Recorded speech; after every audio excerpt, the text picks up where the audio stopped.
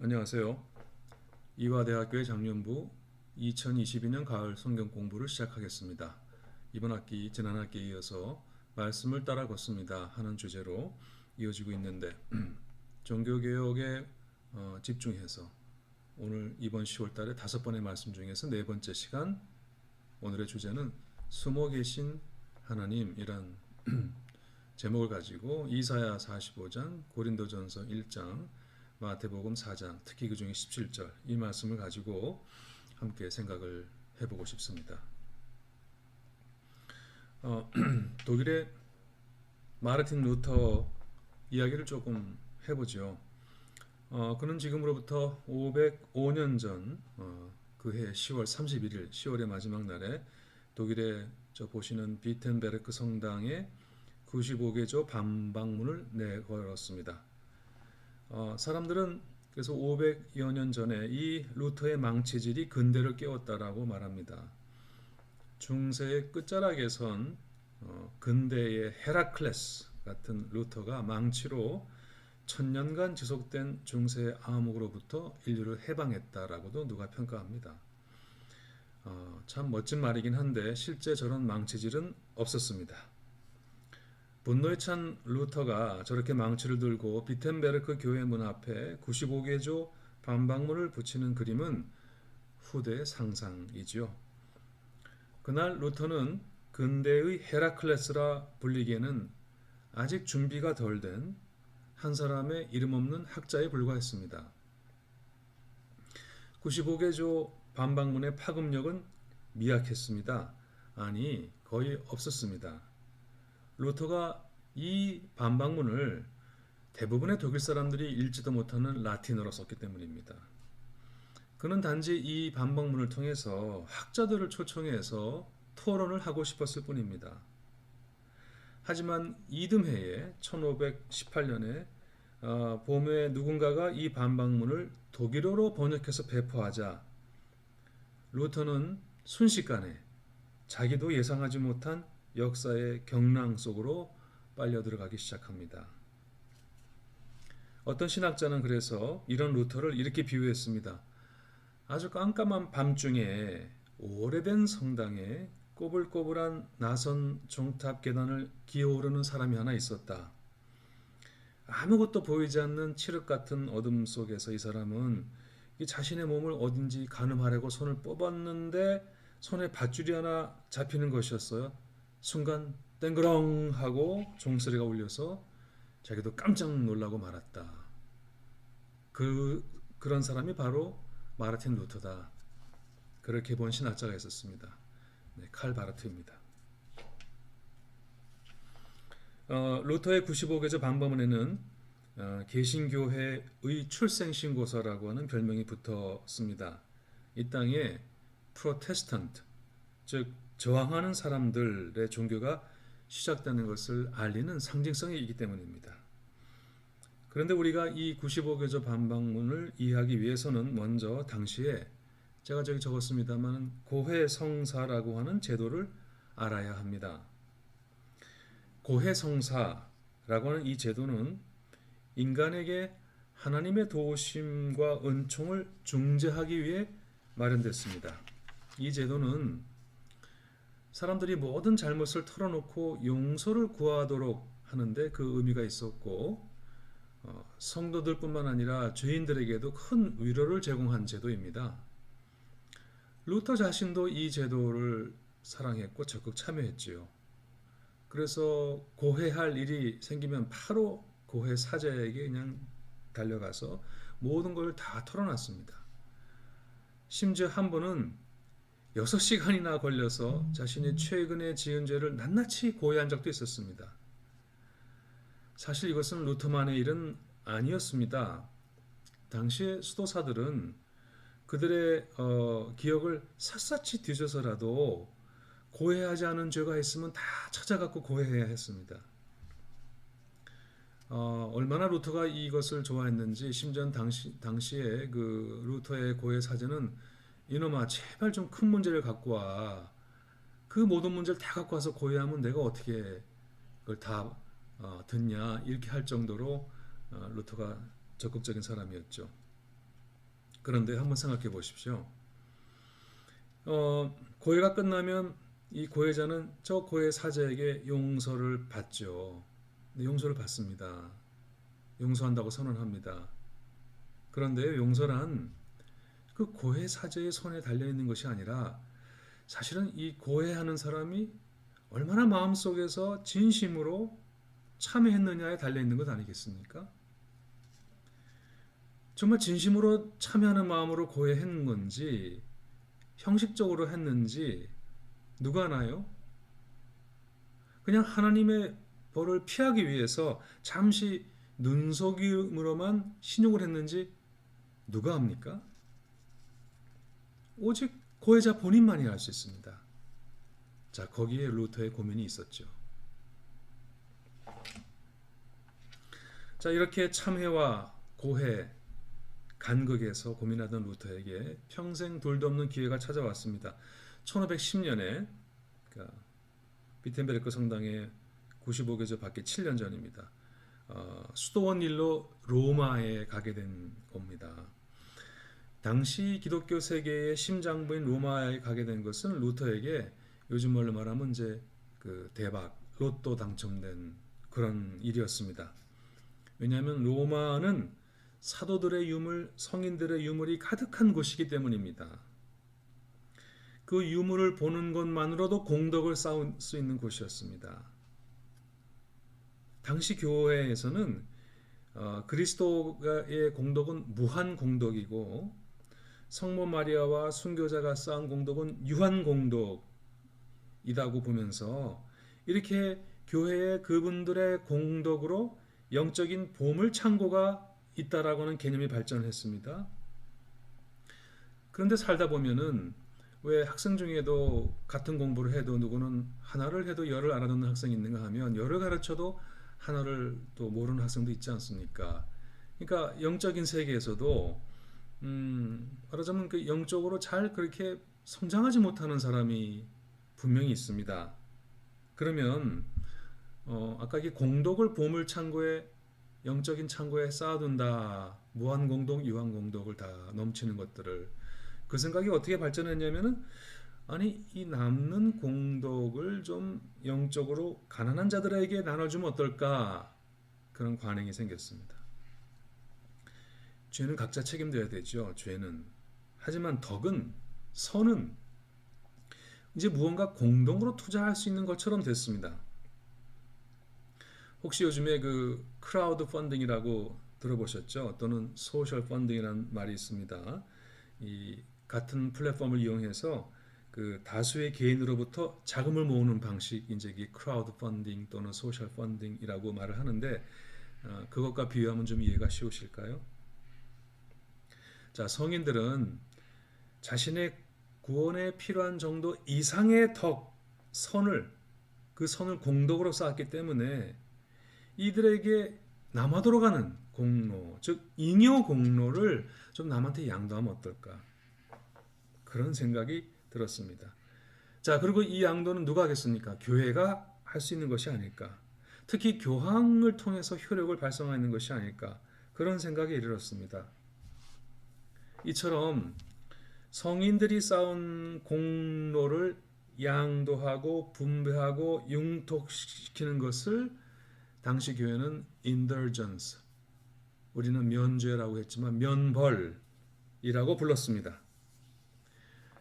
사실 가톨릭 교회는 처음부터 이 면벌 또는 면죄라는 단어를 사용하지 않았고 좀 이때 적었습니다만 대사, 큰 사면이란 뜻이죠. 그 용어를 사용했습니다. 자, 대사란 원래 고해 성사를 통해서 죄가 사면된 후에 남아있는 벌을 교황이나 주교가 면제해주는 행위, 그걸 대사라고 합니다. 자, 그런데 이 제도가 뭐 생각하기에 따라서는 좋은 뜻에서 했는지 모르지만 사실 그 우리 그리스도교의 그 구원론에 관해서는 상당히 좀 낯선 이야기지 않습니까? 좋은 뜻에서 발전된 얘기인지 모르겠으나 그러다가 이것이 이제 종교개혁 때가 되는 16세기에 들어가게 되면은 이 독일에서 이 대사가 어떤 식의 대사가 되었냐면은 이제 어떤 죄를 지어도 정말 어떤 죄를 지어도 모두가 용서받을 수 있는 그 전체할 때 전 대사가 되었습니다. 그리고 이것이 루터로 하여금 견딜 수 없게 만들었고 바로 이 전 대사 쉽게 말하면은 요즘 말로 쉽게 패러디하면 이제 all kill인 거죠. 한 방에 모든 죄를 그냥 한 방에 없애버리는 모든 벌을 한 방에 제거해주는 이 전 대사 이것이 루터 비판의 표적이 되었습니다. 사실 이 잉여 공로라고 하는 이 기이한 신학적인 개념은 성서 번역의 오류에서 나온 것입니다. 당시 교회가 사용하던 성경은 라틴어 성경이죠. 그러니까 로마의 언어 아닙니까? 신약 성경은 그리스어로 되어 있는데 구약 성경은 히브리어로 되어 있는데 이제 로마가 세상을 지배하고 나서 그 그리스어로 된 신약 성경을 라틴어로 또 히브리어로 된 성경도 라틴어로 이제 그런 번역본을 역본입니다. 이제 불가타라고 하는데 거기에서는 저 누가복음 1장 28절을 라틴어로 이제 은혜가 가득한 자여 평안할지어다 이렇게 번역을 했습니다. 우리가 갖고 있는 성경에는 은혜를 입은 자여 평안할지어다 이게 천사가 마리아에게 이제 그 예수 그리스도의 그 잉태를 알려줄 때 인사말입니다. 그 하나님의 은혜를 받은 자여 평안할지어다 peace be with you 이렇게 말을 하는 건데 저 라틴어 성경 불가타 번역에서는 저 원문을 그라티아 플레나 플렌티 그레이스죠. 그러니까 아주 풍성하고 차고 넘치는 은혜가 넘치는 자여 가득한 자여 평안할지어다 이렇게 번역이 되어 있습니다. 이 번역에 따르면은 마치 마리아가 예수님 어머니 마리아가 그 은혜가 가득한 창고 영적인 창고와 같아서 혹시 필요할 때마다 거기서 좀 남는 은혜를 가져다 쓰면 될 것 같은 이미지가 떠올립니다. 은혜가 가득하니까요. 딱 자기 것만 있는 게 아니라 은혜가 가득하니까. 하지만 말씀드린 대로 이 부분을 원어에 충실하게 번역하면 은혜를 받은 자여 평안할지어다 입니다. 자, 은혜를 받은 자여 하면은 그 번역에서는 더 이상 다른 이들에게 은혜를 나누어 줄 무슨 잉여 은혜, 서플러스가 있다는 개념은 떠오르지 않죠. 하지만 저 번역에 의하면 잘못된 번역입니다. 은혜가 가득한 자여 하니까 와, 은혜가 그냥 부자처럼 가득하니 남는 은혜도 있겠다. 그런 생각에 이르렀습니다. 즉 잉여 은혜, 잉여 공로라고 하는 사상은 이렇게 성서 번역의 오류에서부터 시작된 것이죠. 자, 어쨌든 교회는 이러한 면죄를 그 성물 숭배와 연결시켰습니다. 자, 조금씩 이제 문제가 더 심각해지죠. 성인들의 유골 방문과 연결시켰습니다. 당시 교회는 신자들이 성인들의 거룩한 뼈를 볼 때마다 얼마만큼의 덕을 보는가를 수치로 계산해서 제시할 정도였습니다. 믿기지 않으시겠지만은 가령 독일의 그 할레라고 하는 곳에 있는 성인들의 유골에는 그 하나하나에는 그 이제 가톨릭은 연옥 교리가 있으니까 중간 정거장 천국도 아니고 지옥도 아니고 연옥 이제 거기서 이제 최후의 심판을 기다리는잖아요. 그 안에서 형기를 하나 유물을 볼 때마다 4,000년씩 감해주는 면죄 효과가 있다고 주장했습니다. 물론 성인들의 유골이라는 그런 보물이 그죠? 영적인 보물이 가장 많이 보관되어 있는 곳은 어디였을까요? 당연히 로마였죠. 이 로마에 있는 어느 한 납골 땅에는 무려 40명의 교황이 저렇게 누워 계시고 7만 6천 명의 순교자가 묻혀 있습니다. 얼마나 거룩한 곳입니까? 게다가 모세가 보았다는 불타는 떨기나무의 가지도 거기 하나 있었습니다. 심지어 유다가 예수님을 팔고서 받은 동전 한 입이라고 주장하는 동전도 거기 있었습니다. 그리고 그 동전의 이 면죄의 값어치는 굉장히 컸습니다. 커서 자그마치 그것 동전만 보는 것만으로도 연옥에서 마이너스 1400년, 연옥에 머물러야 하는 그 고통의 기간에서 1400년을 감해주는 그런 면벌을 받을 수가 있었습니다. 자, 무엇보다 로마에 누구의 시신이 있죠? 성 베드로와 성 바울의 시신이 있습니다. 이 기독교의 두 위대한 전도자. 하지만 두 사람의 머리는 로마 중에서 라테나노 대성당에 있었고 몸은 몸의 반쪽씩은 각각 그들의 이름이 붙여진 교회에 안치되어 있었습니다. 이리저리 그 성인들의 그 유고를 이제 분산시켜 놓았던 것이죠. 왜냐하면 그래야 여러 교회가 각각 그 혜택을 고루 받을 수 있는 거 아닙니까? 교인들이 교회를 찾는 것은 예배드리러 오는 것이 아니라 그 성인들의 거룩한 그 공덕 가득한 은혜가 넘치는 그 유고를 보기 위해서 교회당에 왔거든요. 자, 이런 로마에서 루터는 처음에 행복한 시간을 보냈습니다. 정말 그 옛날에 지금이야 뭐 저 고속 열차 타고 금방 가지만 그 옛날에 그 로마까지 얼마나 또 정말 산을 넘고 물을 건너고 갔겠습니까? 사도들과 성인들의 유물들을 통해 공덕을 쌓는 가는 곳마다 그 공덕을 쌓으니 마이너스 몇 년, 마이너스 1000년, 마이너스 몇백 년, 마이너스 그 쌓아가는 재미가 얼마나 컸겠어요. 정말 기쁜 마음으로 로마를 샅샅이 훑고 다니면서 모든 유물들을 보러 다녔습니다. 그런데요, 이게 루터의 종교적인 천재성이죠. 그러면 그럴수록 그에 비례해서 그의 내적 영적인 고민이 깊어지는 겁니다. 가만히 보니까 이게 로마는 구원을 사고 파는 영혼의 시장터가 된 거예요. 모든 사람이 죽은 사람을 위해서 미사를 올리는데 돈을 내고 미사를 드리고 있는 겁니다. 미사가 폭증해서 요청이 폭증하니까 사제가 그 요즘에도 우리 젊은 학생들이 보니까 이렇게 뭐 온라인 강의 녹화해 보면 보통 1.5배 배속으로 빨리 듣거든요.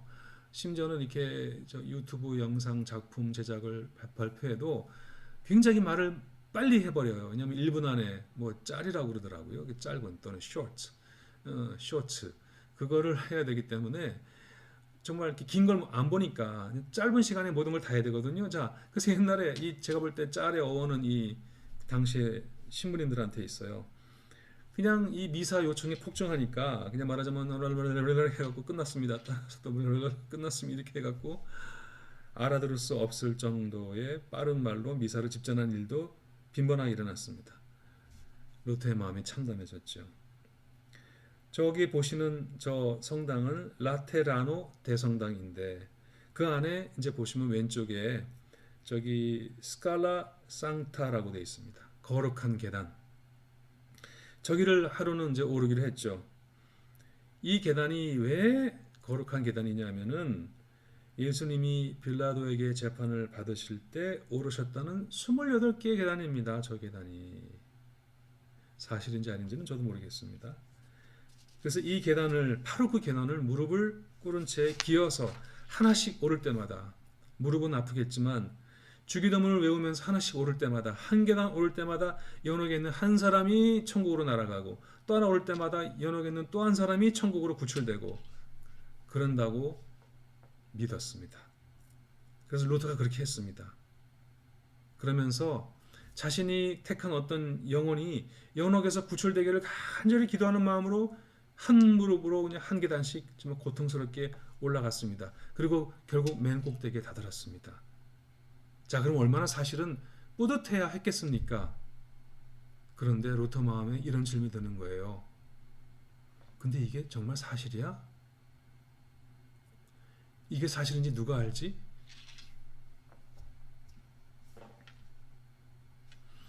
로마에서 크게 실망하고 돌아온 루터는 이제 비텐베르크로 옮겨갔죠.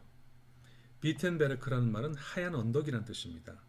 이 작은 고을인데 여기에는 찬란한 기독교 유물을 수집해 놓은 저 비텐베르크 그 성교회 또는 비텐베르크 성당이 있었습니다. 여러분, 여기에는 무려 1만 9천 개가 넘는 성인들의 유물이 전시되고 있었어요. 아기 예수가 누우신 구유 앞에 있었다는 지푸라기 그게 안 썩고 있었고 1500년 이상 예수님의 수염 한 가닥이라는 주장되는 수염 한 가닥이 있었고 예수님을 못 박을 때 사용했다는 못 중에 하나가 거기 있었고 최후의 만찬 때 먹다가 남은 빵이 그때까지 썩지 않고 그 자리에 거기 있었고 성모 마리아의 머리카락 몇 가닥이 있었고 이외에도 성인들의 몸에서 나왔다는 수많은 치아와 뼈가 가득 보관되어 있었습니다. 19,000점이나 보관되어 있었습니다. 이 유물 중에 어느 하나만 경배를 해도 100일분의 면제 값어치가 있다고 했습니다. 자, 제가 계산해 봤어요.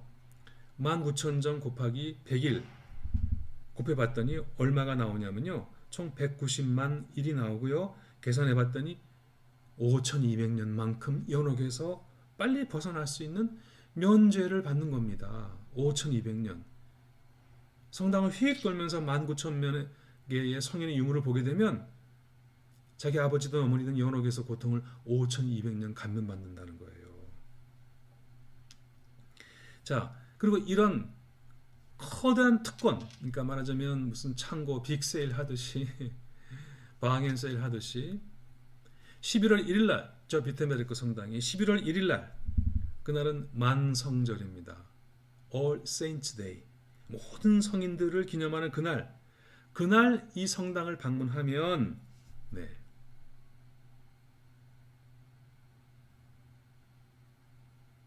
방금 말씀드린 것처럼 엄청난 그 횟수의 면제를 받는 특권이 베풀어지는 날이었습니다. 당연히 독일 전역에서 사람들이 벌떼같이 몰려왔죠. 그리고요, 이날 공개되는 성인들의 유물을 보고 거기다가 보기만 해도 5200년의 감면인데 헌금까지 하면은 그러면 그 사람에게는 무려 190만 년의 연옥 생활을 감해주는 면죄부를 준다고 하는 발표가 있었습니다. 너도 나도 비텐베르크로 향했죠. 이런 절호의 죄송합니다. 대박 기회가 어디 있습니까? 190만 년이라니요. 내가 아는 모든 사돈, 팔턴, 친척까지 모두 연옥해서 해방될 수 있는 절호의 영적 바겐셀이 시작되는 날 아닙니까? 자, 그래서 왜 루터가 바로 그 만성절이 시작되는 11월 1일 바로 전날인 10월 31일 날 95계절을 붙였는지 저 비텐베르크 성당 문 앞에다가 이제 이해하셨죠? 그냥 아무 성당이 아니고 바로 19,000점의 성인의 유물이 전시되어 있어서 대영적 바겐셀이 베풀어지는 게 바로 하루 전날 그날 밤에 우리 같이 이거 아니지 않습니까? 토론해 보자고 붙인 것이 95계절 반박문이고 그것이 바로 프로테스탄티즘 개신교의 출생신고서가 되었습니다.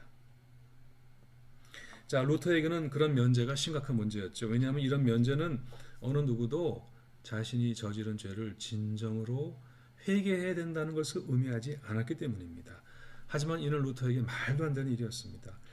루터는 말씀드린 대로 만성절 하루 전날 10월 31일에 이 비텐베르크 성당 정문에 이 면벌부 문제를 논박하는 95개조 태제를 붙였죠.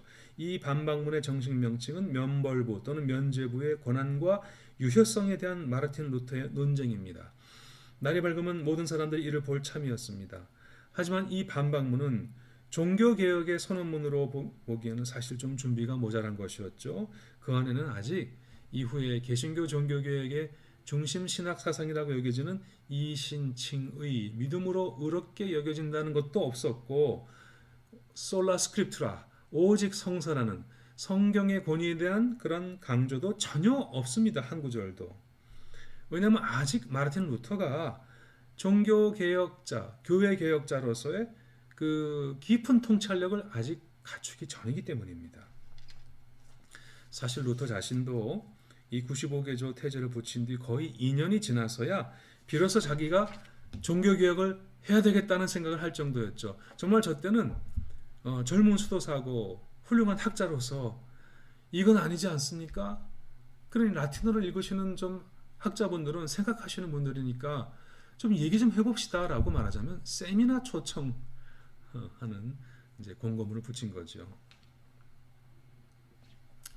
저게 95개조 반박문을 이제 옮겨 적은 것인데요. 그게 세 가지 요점이 포인트가 있습니다. 첫째는 고해가 아니라 회개라는 점입니다. 제가 저기 있는 1조 읽어봅니다.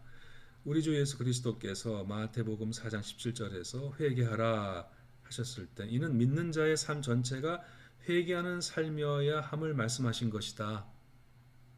2조, 뭔 뜻인지 2조에서 본인이 해제합니다. 이 말씀이 고해성사, 즉 사제에 의해 집도되는 고백과 속죄로 이해돼서는 안 된다. 여러분, 당시 교회가 사용하던 그 불가타 라틴어 번역본 성경은 이 마태복음 4장 17절도 이렇게 오역했어요.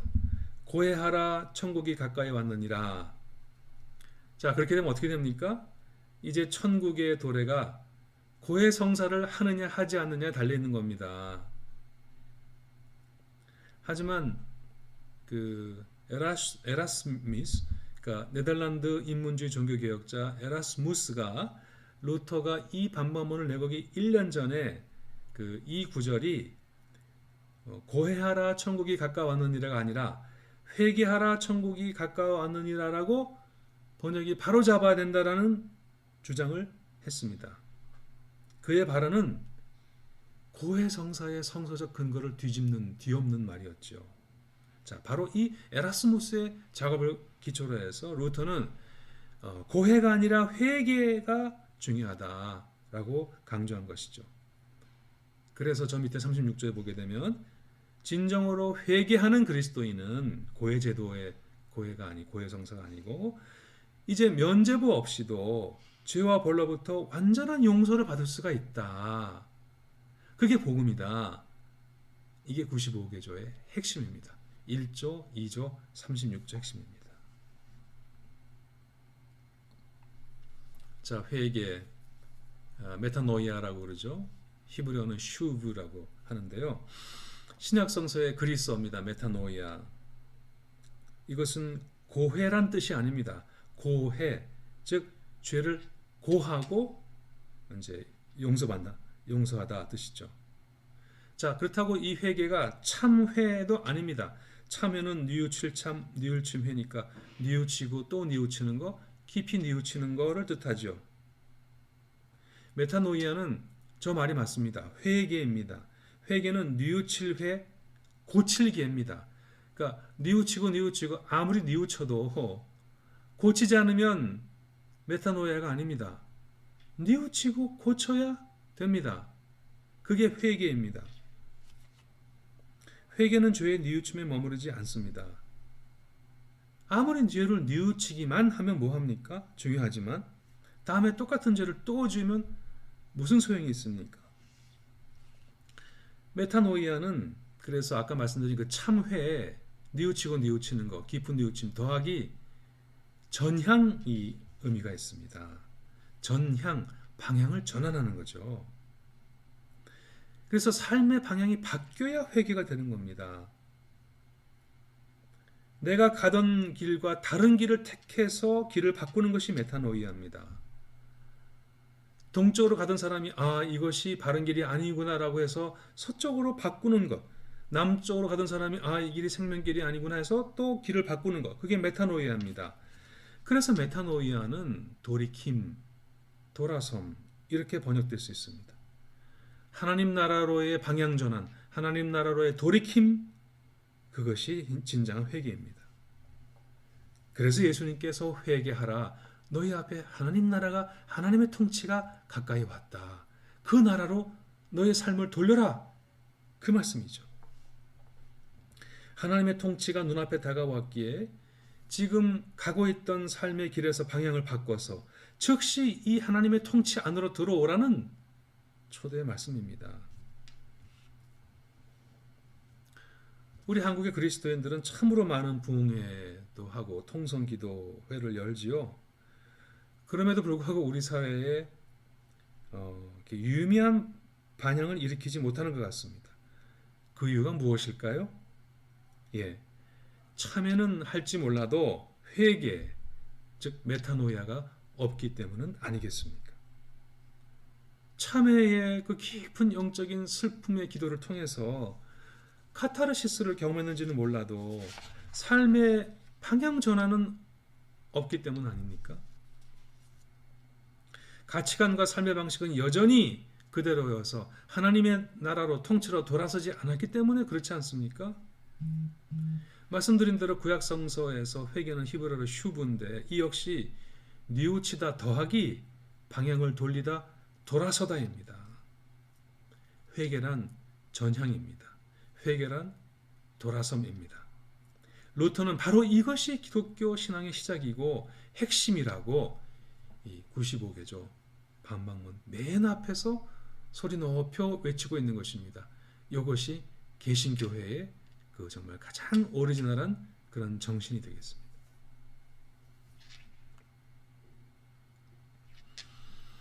회개로 시작한 루터의 반박문은 저 보시면 이제 95개조의 95조를 보십시오. 하늘나라는 평화에 대한 잘못된 확신을 통해서가 아니라 많은 고난을 통해서 들어가게 된다는 것을 확신해야 한다. 이게 95개조 반박문의 맨 끝절입니다. 즉 회개로 시작해서 고난으로 끝나는 것이 개신교회의 출생신고서죠. 왜 루터는 이 반박문의 끝을 고난에 관한 이야기를 했을까요? 자, 여기에서 루터의 하나님에 관한 이해가 비로소 드러납니다. 제가 제목으로 적었습니다만 바로 Deus absconditus, absent God, 우리말로는 숨어 계신 하나님입니다. 루터는 이 개념을 제가 오늘 본문으로 삼은 이사야서 45장 15절에서 제가 저기 적었습니다마는 인용합니다. 구원자 이스라엘의 하나님이여 진실로 주는 스스로 숨어 계시는 하나님이시나이다. 자, 숨어 계신 하나님은 과연 어떤 하나님이실까요? 숨바꼭질 하신 하나님이신가요? 그게 아닙니다. 루터는 중세의 신학을 영광의 신학이라고 비판했습니다. 그리고 그 대안으로 십자가의 신학을 이야기합니다. 그는 이렇게 말했습니다. 그리스도를 알지 못하는 영광의 신학자들은 고통 속에 감추어진 하나님을 알지 못한다. 그러므로 그들은 이 고통보다는 업적을, 십자가보다는 영광을, 약함보다는 강함을, 어리석음보다는 지혜를 더 좋아한다. 이들이 바로 사도들이 그리스도의 십자가의 원수라고 부른 사람들이다. 그러나 하나님은 고통 안에서, 십자가 안에서만 발견될 수 있다. 보셔요. 이 루터가 말하는 숨어 계신 하나님은 바로 십자가의 하나님, 거기에서 나온 개념입니다. 이 루터의 이 하나님 이해를 가장 그림으로 잘 표명한 것이 바로 여러분 잘 아시는 이젠하임의 제단에 나와 있는 그리네발트의 저 십자가 책형 그림입니다. 선명하지 못해서 죄송한데 오른쪽 아래 보시면은 이제 그 제단화라는 것을 알려주고 3단 제단화, 그 가운데 정말 온 몸에 가시가 박혀 있어서 발은 정말 부러져서 뼈가 튀어져 나와 있고 창백한 그리스도의 정말 끔찍해서 볼 수 없는 저 그리스도의 십자가 책형, 구리네발트의 십자가 책형, 이젠하임 제단화가 있는 거고, 이 그림이야말로 루터의 이 숨어 계신 하나님의 신학, 십자가 신학을 가장 잘 그림으로 그린 그림이라 할 수 있습니다. 자, 말씀드리죠. 루터가 말하는 숨어 계신 하나님은 다른 하나님이 아니라 십자가에 달리신 하나님이세요. 루터는 한 번도 이 하나님을 존재론적으로 철학적으로 설명하려 들질 않았어요. 다만 우리의 눈이 저 예수 그리스도를 향하기만 바랬습니다. 왜냐하면 루터는 우리가 저 초라하고 저 연약하고 저렇게 십자가에 달려서 스스로 낮아지신 그리스도를 통해서만 숨어 계신 하나님을 볼 수 있다고 믿었기 때문에 저를 막 무슨 멋진 용어로 막 설명하려 하지를 않고 저기를 향해서만 우리의 눈길을 돌리라고 촉구했습니다. 이 하나님은 인간의 이성과 철학으로는 이해할 수 없는 하나님이라 했습니다. 오직 믿음으로만 붙잡을 수 있는 하나님이라고 했습니다. 믿음의 신비라고 했습니다.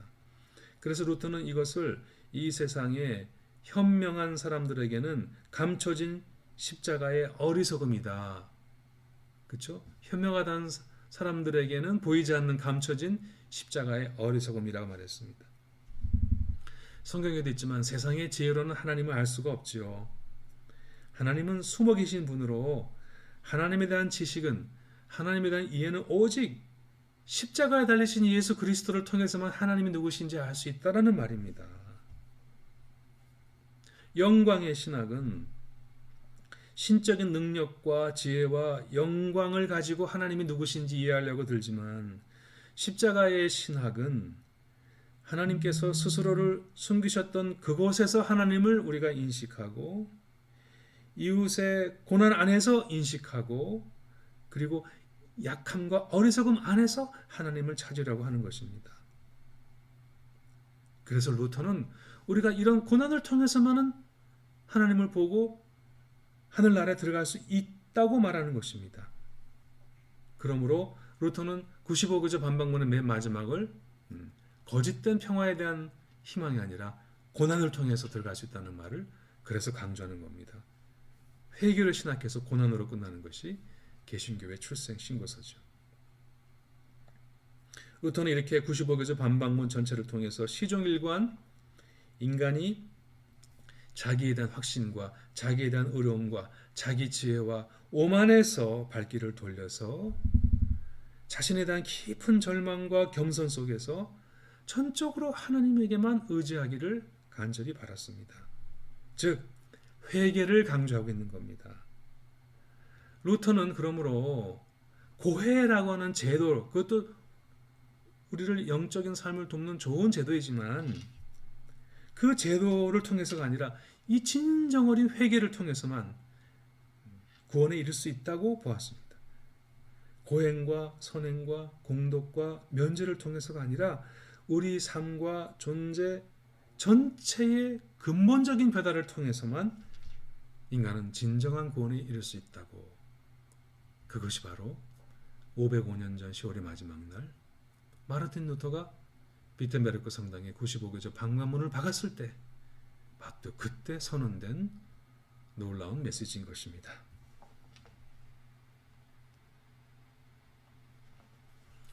경애하는 교회 여러분, 이제 종교개혁, 교회개혁, The Reformation 505주년을 눈앞에 두고 있습니다. 다음 주일이면 종교개혁주일, 교회개혁주일로 저희 교회가 지킵니다. 마르틴 루터의 교회개혁 505주년을 기념하는 역사적인 날이죠. 이날 우리는 주 예수 그리스도께서 시작하신 복음의 첫 번째 메시지에 우리의 귀를 열어야 합니다. 예수님께서 공생애를 시작하실 때 첫 번째 말씀, 회개하라, 천국이 가까이 왔느니라. 마태복음 4장 17절입니다. 그리고 바로 이 주님의 복음을 가지고 교회 계획을 이끈 루터의 95교조 반박문 제1조를 다시 귀를 열고 들어봐야 합니다. 우리 주 예수 그리스도께서 마태복음 4장 17절에서 회개하라 하셨을 때 이는 믿는 자의 삶 전체가 회개하는 삶이어야 한다는 것을 말씀하신 것이지 2조. 이 말씀이 고해성사, 즉 사제에 의해 집도되는 고백과 속죄로 이해돼서는 안 된다입니다. 복음과 교회개혁의 핵심은 회개입니다. 여러분 앞에 하나님의 통치가 가까이 왔습니다. 하나님의 나라가 임박했습니다. 이 생명의 나라로 여러분의 발길을 지금 돌리십시오. 돌아서십시오. 이 생명의 나라로 방향을 전환하십시오. 거기에 참 생명이 있습니다. 거기에 진실된 구원이 있습니다. 회개하라, 하나님의 나라가 가까이 왔다. 이것이 복음이고 교회 개혁입니다. 감사합니다.